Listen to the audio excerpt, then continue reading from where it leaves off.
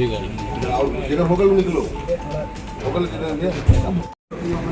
थाना अलीनगर क्षेत्र में 6 तारीख को एक साइकिल सवार व्यक्ति की गोली मार करके हत्या हो गई थी।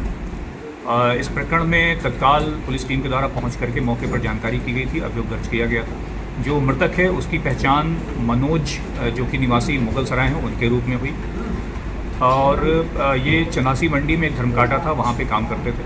घटना पूरी तरीके से एकदम ब्लाइंड मर्डर था, कोई भी इसमें आई विटनेस नहीं था, कोई खून नहीं मिल रहा था। तत्काल इसमें सभी टीमों का एसओजी, सर्विलांस, थाने की टीम इनका गठन करके अनावरण के लिए प्रयास किए गए। प्रकरण में सीसीटीवी फुटेज, मृतक की जो सीडीआर है, इन सबके विश्लेषण के माध्यम से ये तथ्य सामने आया कि एक रेलवे में काम करने वाला लोको पायलट जिसका नाम कृष्ण भगवान सिंह है, उसके द्वारा एक अन्य दुकानदार के फ़ोन से मृतक को तकरीबन 1 बजे दोपहर में फ़ोन करके बुलाया गया था।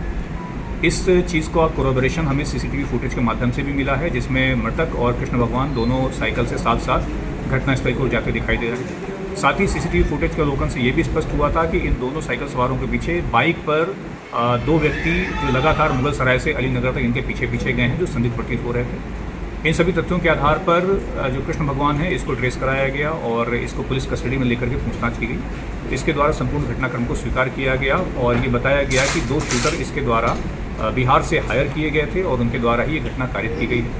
घटना के मोटिव के विषय में जो जानकारी की गई उसमें 2 तरीके के तथ्य पूछताछ में सामने आए हैं। पहला कि जो मृतक था मनोज, उसके द्वारा लोगों को ब्याज पर भी पैसे दिए जाते थे।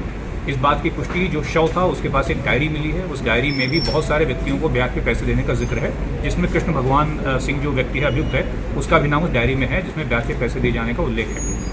कृष्ण भगवान का कहना था कि इसके द्वारा 3 लाख रुपए ब्याज पे लिए गए थे, जो चुका ना पाने की स्थिति में बढ़ के लगभग 6 से 7 लाख रुपए हो गए थे। इस बात को लेकर के वो लगातार तगादा करता था और परेशान करता था। साथ ही साथ उसके द्वारा ये भी बताया गया कि लगभग 1 से 1.5 महीने पूर्व जो मृतक मनोज है ये इसके घर पे आया था, जहाँ कथित रूप से इसके द्वारा जो कृष्ण भगवान के साथ बदतमीजी की गई, बुरी नीयत से कुछ हरकतें की गई। इस बात से शुभ होकर के तभी इसने मन बना लिया था कि हत्या करनी है और इस योजना के क्रम में इसके द्वारा अपने जानने वाले भरत नाम के व्यक्ति जो कि बिहार का रहने वाला है उससे संपर्क किया गया और उसको 1.5 लाख रुपए में हत्या का इनका सौदा तय हुआ था। भरत के द्वारा अपने एक अन्य साथी सूरज उर्फ राजेश, उसको भी इस पूरे षड्यंत्र में शामिल किया गया। ये दोनों शूटर बिहार से 3 तारीख को चंदौली में आए थे और कृष्ण भगवान के द्वारा अपने घर के पास में ही एक घर लेकर के इनको वहाँ पर रुकवाया गया था, रहने की व्यवस्था की गई थी। पिस्टल भी कृष्ण भगवान की तरफ से ही पैसे अलग से दिए गए थे, उसके द्वारा एक खरीदी गई थी।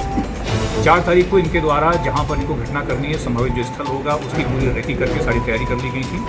उसी योजना के क्रम में 6 तारीख को इसके द्वारा मृतक को फ़ोन किया गया और ये बताया गया कि जो ब्याज का पैसा देना है मैं तुम्हें एक व्यक्ति से दिलवा दूंगा, आकर के मुझसे मिल।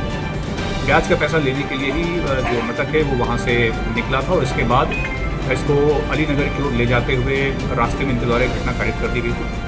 इस प्रकरण में जो शूटर्स थे इनके नाम प्रकाश में लाए गए और इनकी गिरफ्तारी के लिए टीम बिहार भेजी गई थी, जहां से एक शूटर जिसका नाम सूरज उर्फ राजेश है उसको गिरफ्तार किया गया था। उसके द्वारा ये बताया गया कि घटना करने के बाद क्योंकि इनका कोई आपराधिक विकास इस तरीके का इसके पहले नहीं था, हथियार इन्होंने इसी घटना से खरीदा था, तो उन्होंने हथियार एक जगह जाते हुए रास्ते में ही फेंक दिया था।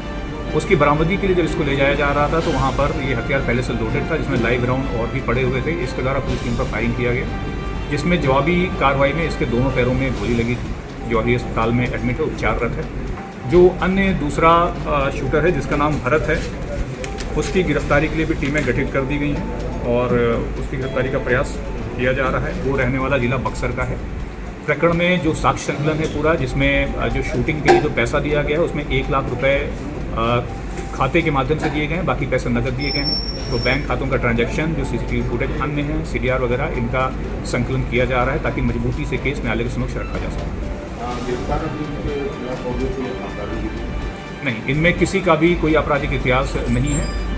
इनफैक्ट जो दोनों शूटर हैं इनके बारे में जो प्राथमिक जानकारी आई है, ये बिहार में ये पुलिस मित्र के रूप में भी काम कर रहे थे, तो इनका ऐसा कोई आपराधिक इतिहास नहीं, पहले